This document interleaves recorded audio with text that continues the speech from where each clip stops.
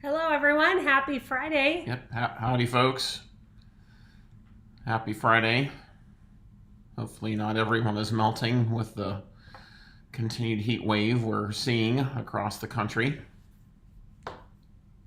Yeah, it's been nice in Omaha. I know it's not going to stay that way, but Next week, it's supposed to be near 100, which we've managed to have a relatively moderate summer thus far, which we're very thankful for. very. And we finally got some rain, so that's good. But the rest of the country isn't so lucky. Hopefully, Phoenix will get some kind of cool down. Yeah, go at least beneath 110. Right. Yeah. And we're actually going to be driving out to San Diego to see family here in a few weeks, and we're going to be staying in Vegas one night on our way out. So I'm not looking forward to that heat. No. Regardless if it's a dry heat or not, 120 is 120. That's right. It is.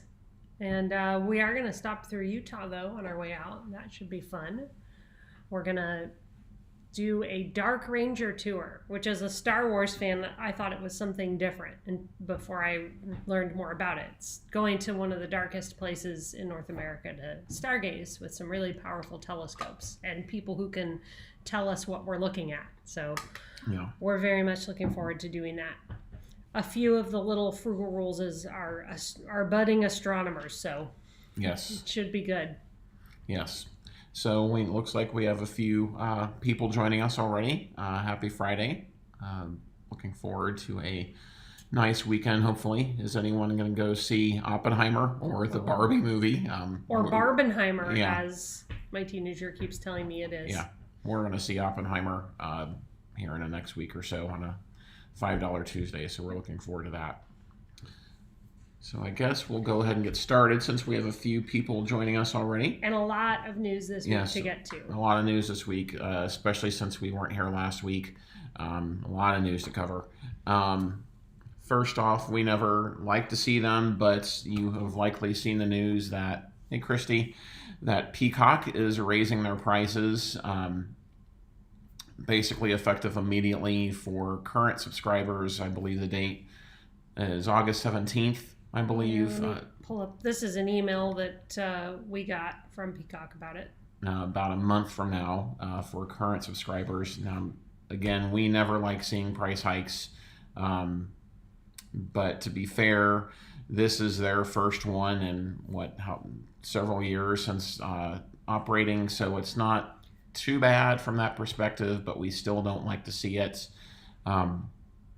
But you couple that with their basic elimination of their free tier earlier this year, it's just more price increases that we don't like to see. And it's not surprising because Peacock lost just over $700 million in the first quarter of this year. And, that seems like a lot of money. They're a big multimedia company, so my argument is to some extent they can withstand it, but who likes losing money? So it's not interesting or not surprising to see the price hike. And they are saying that they have plans to increase content by 100,000 hours over the next year. And let's see here. So it's really just, and they did see an increase in subscribers from 20 to 22 million from 20 million at the end of last year, at the end of 2022. And also we saw another price increase that came out, was it yesterday or Wednesday, I guess, with YouTube increasing their price for premium, going up to $2 to $14 a month. And hello everyone.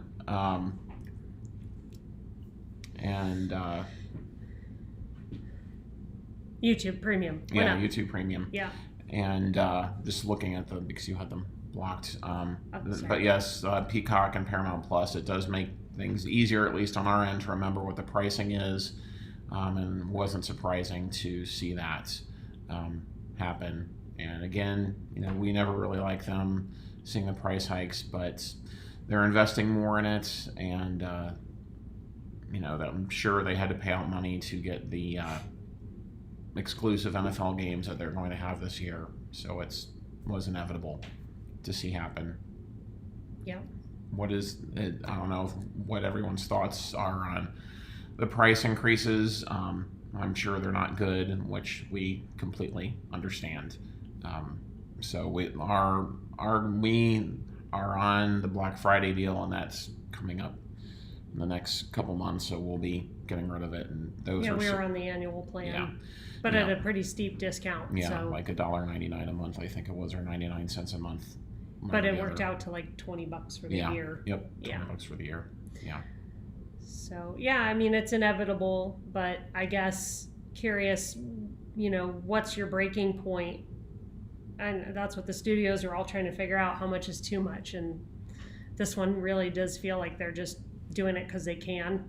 And, who's going to make a fuss over $1 a month or $2 a month? But, they aren't going to go back down. So yeah. Yeah. And Andy brings up a great point about, price hikes never being good. They stink. But with the writers and actors on strike, scripted content does cost money, and no one likes to hear it, ourselves included, but it does take money. And I've been reading this week about how studios the belief is, and I would agree with this belief, that they're just holding out, hoping that the actors or the writers are going to buckle and need for money and come to the table and be willing to take less than what they want. And it needs to be fair on both sides, in my opinion. Yeah, I think Woodage comment. You have an interesting comment there about content on Peacock versus Paramount, and that Paramount has too much of it. So I think that's interesting, and it probably speaks to maybe Paramount could do a little better job, Paramount Plus, of organizing their content so that it's easier to find what you're looking for.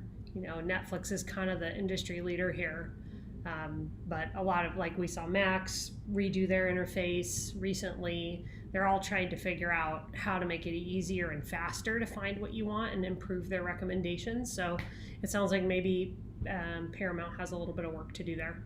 Yeah.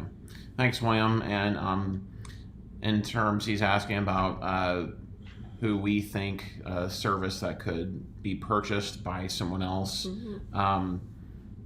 A lot of speculation has been about Paramount Plus, about Paramount being bought out by Netflix, and we're actually going to touch on some acquisition here in a minute. But that's who I think sort of the prevailing, at least in terms of non-live services. I think they could.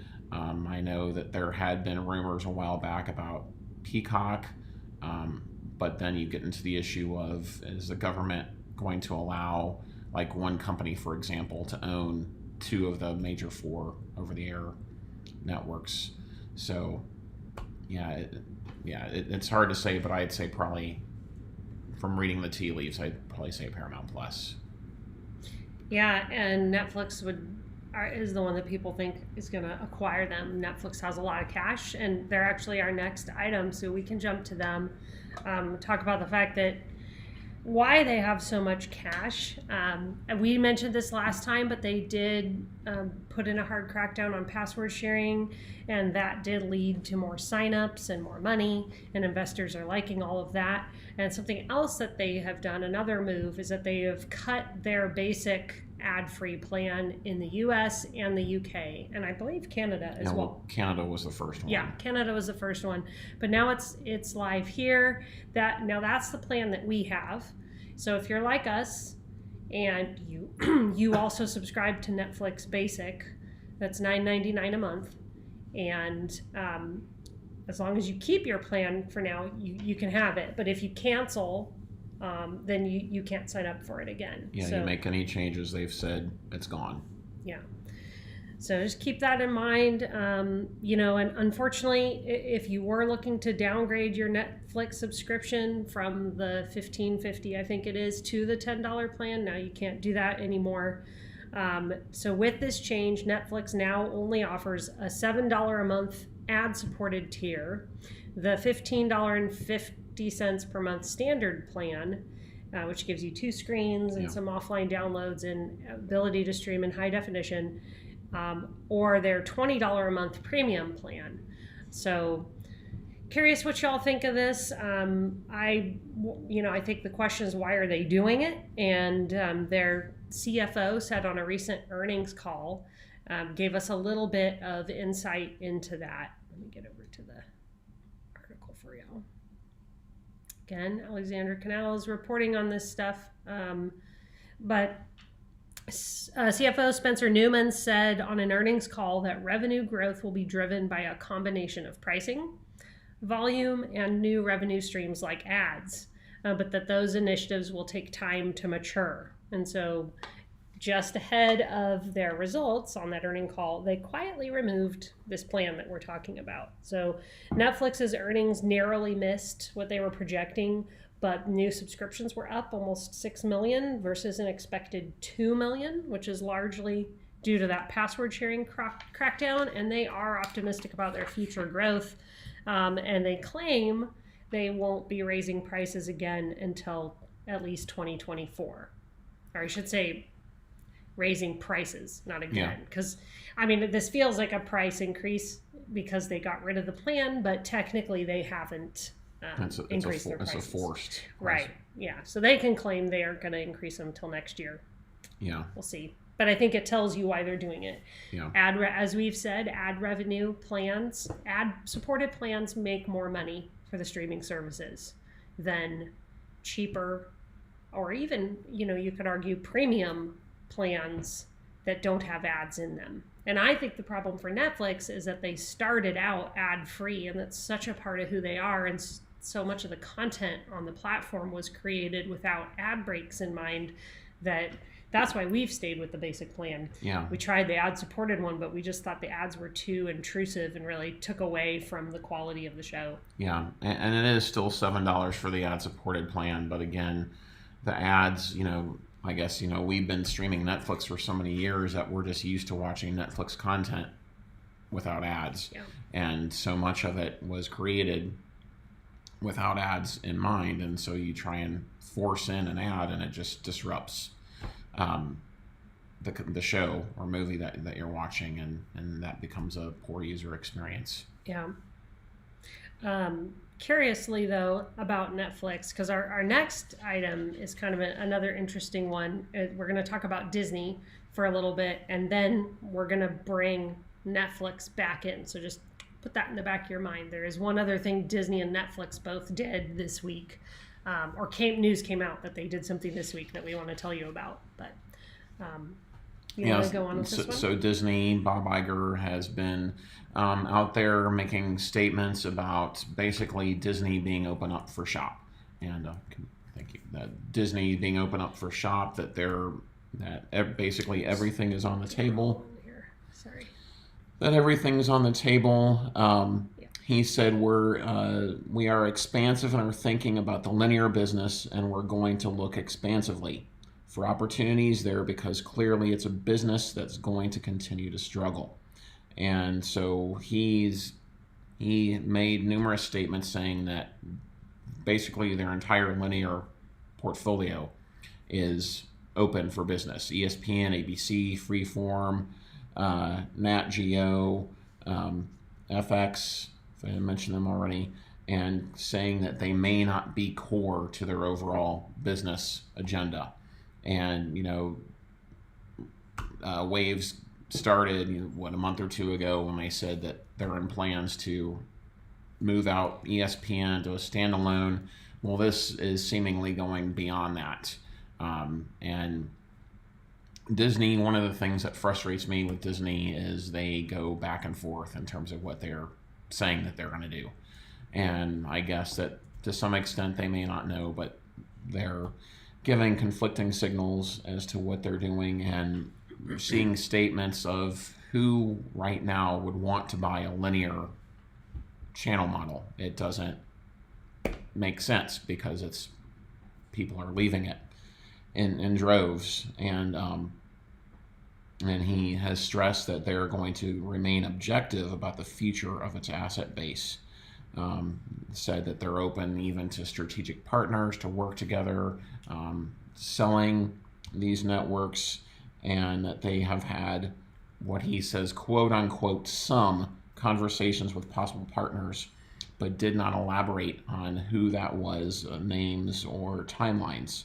One name that Iger did mention was Apple and the new VR headset, which he said lends itself to sports. Right. So could Apple be the partner they would look for to help them make ESPN a direct-to-consumer option? Yeah. So we know they're actively working on that now. Yeah.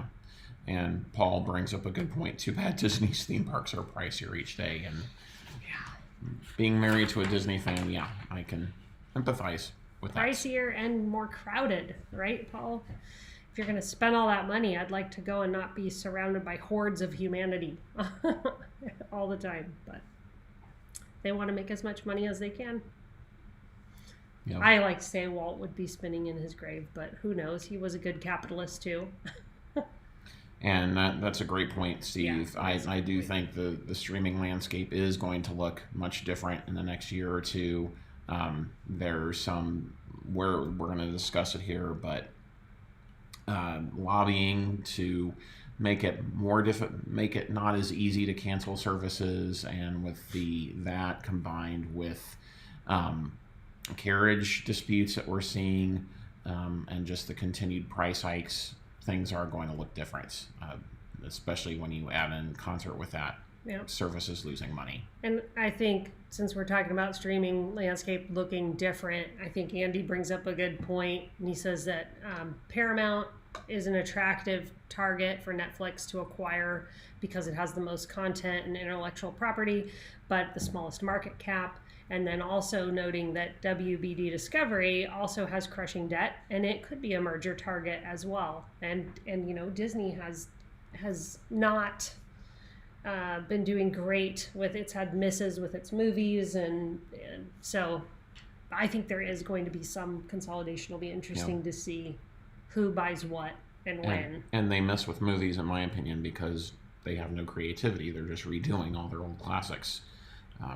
But that's me. I'm opinionated on Disney. Yeah, I was trying to think back to the last hit they had, and it's really been with their original princess movies like Frozen and Encanto and stuff. I don't remember, you know, other than that. Yeah. So it's interesting because, you know, Sony and Illumination has had bigger hits, and there was a time that you would have thought there's no way anyone's going to dethrone Disney for animation, and you could have thought that about Paramount or any of the big media companies that are now looking vulnerable. So it's just another sign that the business is changing, and so, you know, the players are going to have to adapt or die. Yeah, and Raymond brings up a good point about if the FTC would block a Disney or Apple deal, like they try to get into the Activision merger with Microsoft, and it's certainly possible. And given that Apple is actively looking to get in, at least rumored to be actively getting into more sports, the latest rumor is that the Pac-12 could be looking to go somewhat to Apple and then to some less popular linear channels. So if they already have made some Major League Baseball and soccer, correct? And soccer. Yep. So it's certainly possible that they may not like it. Let's also not forget, amidst all this talk of Disney trying to sell assets, it is also coming up on its issue with Hulu and what it's going to do about that remaining third share of who's going to end up with it. Is it going to be Comcast or? No, that's going to be Disney. I think so too. I just think they're looking at all the money they're going to have to outlay to acquire that, and you know, just take rocket science to realize they need to generate some more revenue. Yeah. But yeah, it is going to be interesting to see who wants some of those channels. Somebody does. Yeah. Just is the price going to be right? So let's go on to our other item with Netflix and Disney, and that is, let me bring it up here so you guys can see. Disney and Netflix both registered opposition to a proposed FTC ruling that would make canceling a streaming service easier.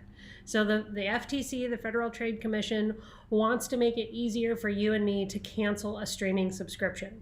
I think that's a great thing. I think it's already pretty easy, other than AT&T owned properties. But the FTC first proposed this new regulation in March, proposed it on streamers, and would force streaming services to make it as easy for customers to cancel a subscription as it is, to sign up for one. So the policy would cover digital subscriptions like streaming, as well as physical ones like a gym membership.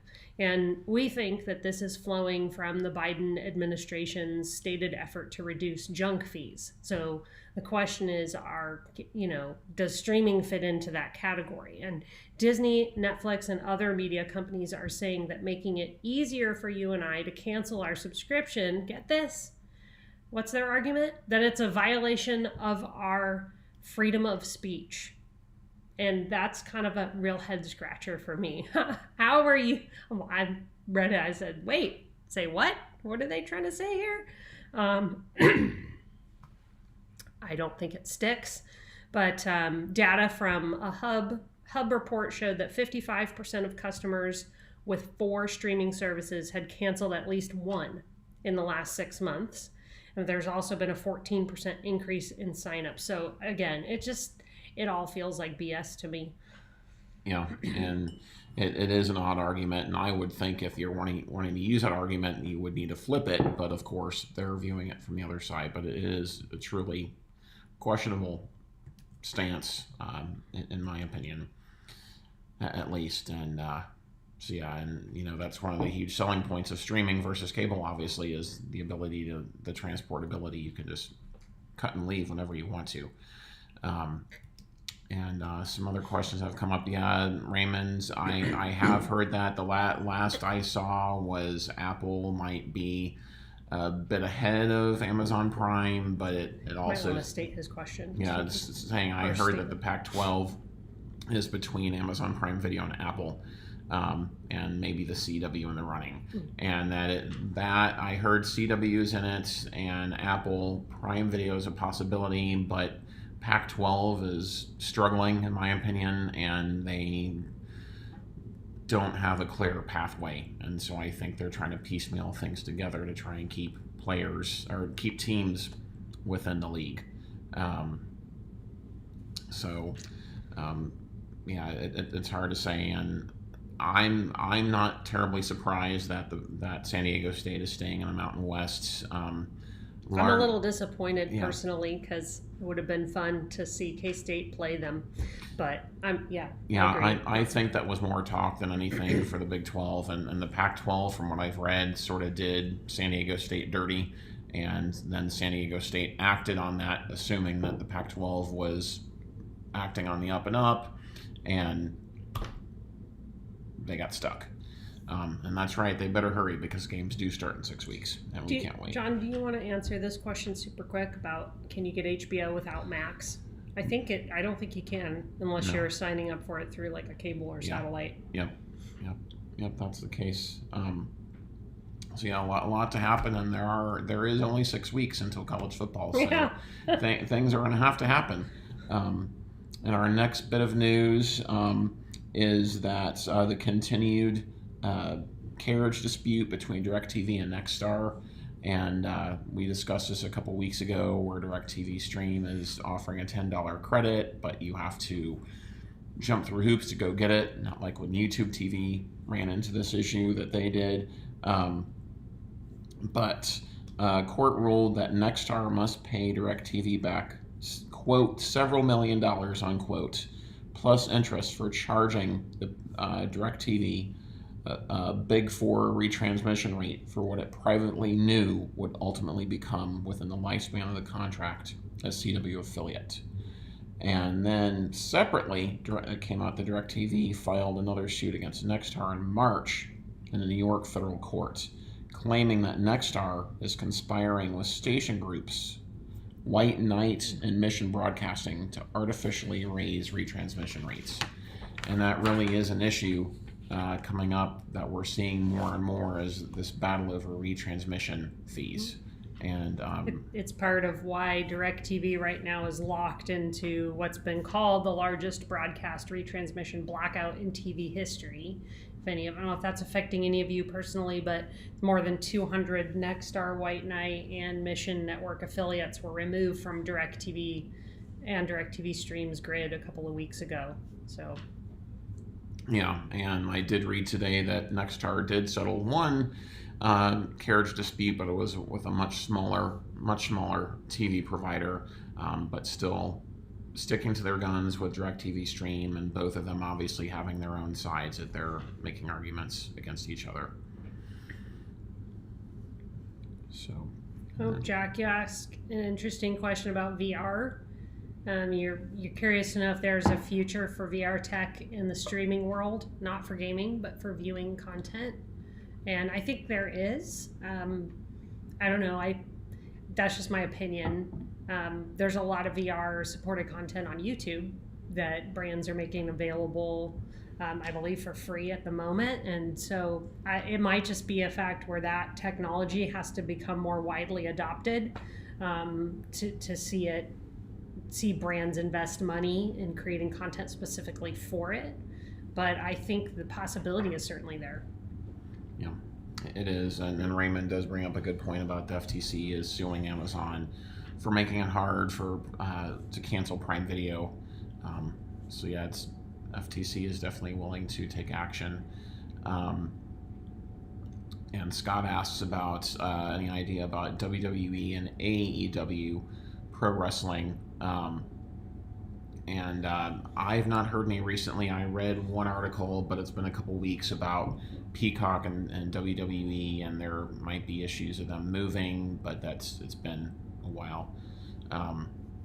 And Paul does bring up another good point. Sling seemingly has had the fewest carriage disputes since they don't really have locals on their service. Last fall they had the issue with Disney Channel's air for, it was like 36 hours or something. It was over a weekend, of course.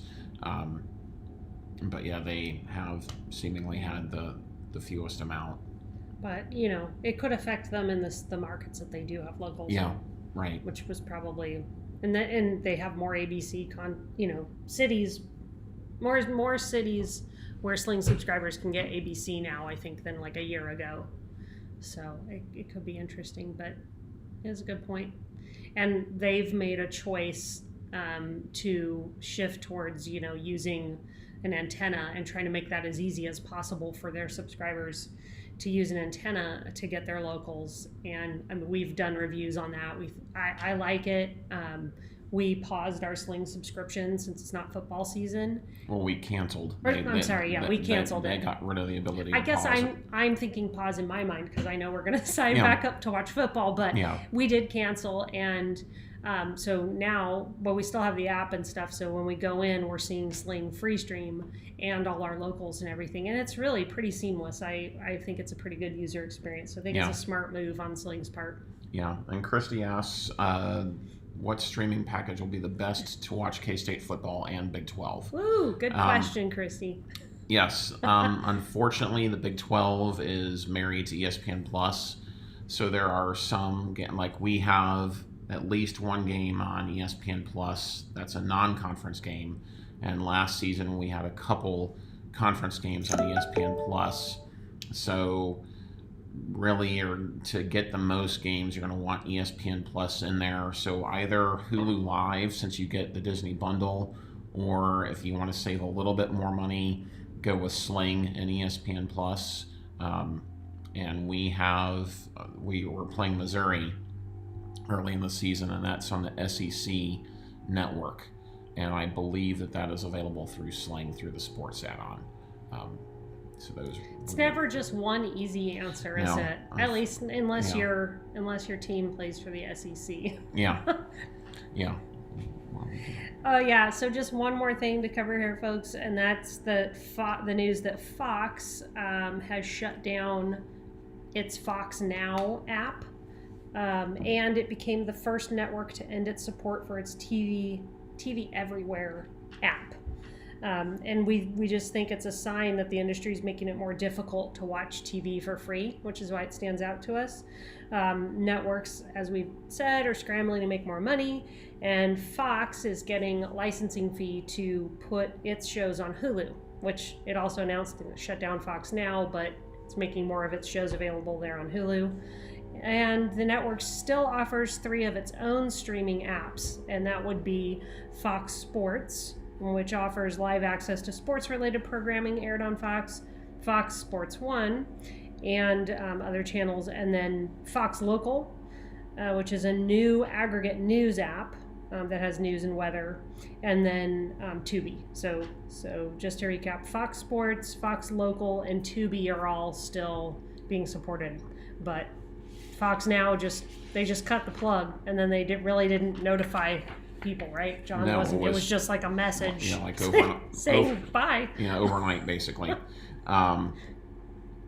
And Adam asks, so that is concerning to see, and not a huge surprise given that they are married to Hulu.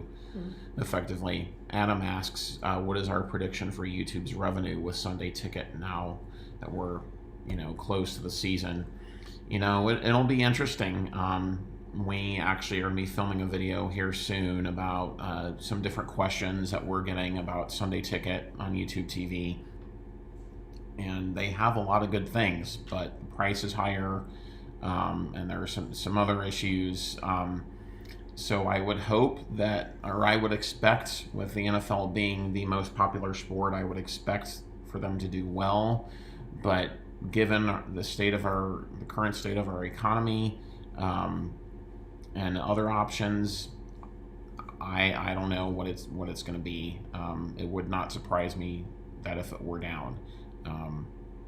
And I think Google tried to make it easy by having Sunday Ticket being available without a subscription to YouTube TV.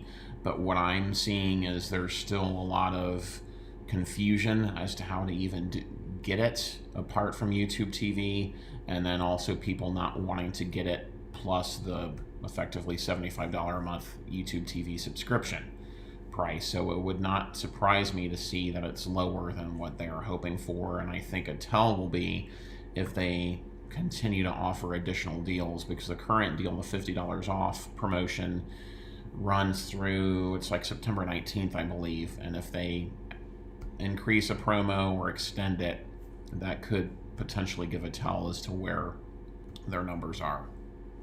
So we have a few good questions in here that I think are worth answering. I want to point out Raymond brings up a great point that Fox is pushing Tubi, and that's another reason why it shut down Fox Now. Yeah. That's great. Yeah. Thank you for sharing that, Raymond. That makes a lot of sense. And sticking on Fox, Paul says you have the Fox Local app, and you can see your local news there through Apple TV, which is great. That's another great way to get your local news. If that's what if that's what you're watching your locals for, then why pay for it if you can get it for free, which is great. And then Raymond had a question up here that I thought was worth asking. What will overtake the major cable companies and internet to bring prices down? Would it be fixed wireless? And I can only speak to our current situation living in Omaha. Cox has the market dominated if you want high-speed internet, because the only other provider is CenturyLink, and they don't have digital internet. No. So we have to have Cox, and they just flat out raise the prices all the time, and they tell you it's so they can provide better service. The truth is they don't have any competition here. Now Google Fiber is coming in, and they just started working this week. We've been looking at Google's prices because we can get, I think when I last looked at it, it's twice the speed at least and data for $20 or $30 less a month, something like that. So Cox has been trying to fight it here in Omaha, and it's finally somebody that has the ability and money to put in new cable, new fiber in this case, and offer something better and come in and offer it cheaper. It's competition. So I don't know who else other than someone like a Google is going to be able to bring this. And I have some concern, like Google's massive, so I don't see how over time we don't end up with the same problem that we have now. But I think they're a good example of what it's going to take to change that dynamic. And then somebody else is going to have to come in and do the same thing to Google.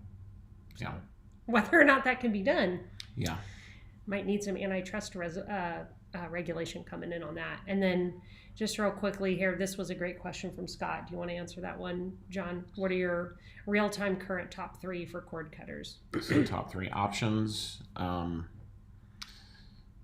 If you don't need live TV, I would say probably it's hard. Peacock and Paramount Plus are really good. If you just need on-demand, live, if you want premium, I'm going to go YouTube TV. But Hulu Live also offers a lot of value. But I'm not a Hulu fan. They offer a lot of value, and for free, I'd say Tubi is up there. Roku channel is up there. We also use Freevee a fair bit. Pluto, yeah, we don't use that as much though. But Freevee and Tubi and Roku we use more. And and HBO Max. We've long been HBO fans, and we love their original content, so that I would put that up there as well. And it's, while Netflix is an 800-pound gorilla, they have so much reality content that we really don't care for, and so that's where I would. But we have it because our kids watch stuff on there, and that's really the only service our kids watch TV on. Yeah, other than YouTube. YouTube is, they'll tell you that's the number one.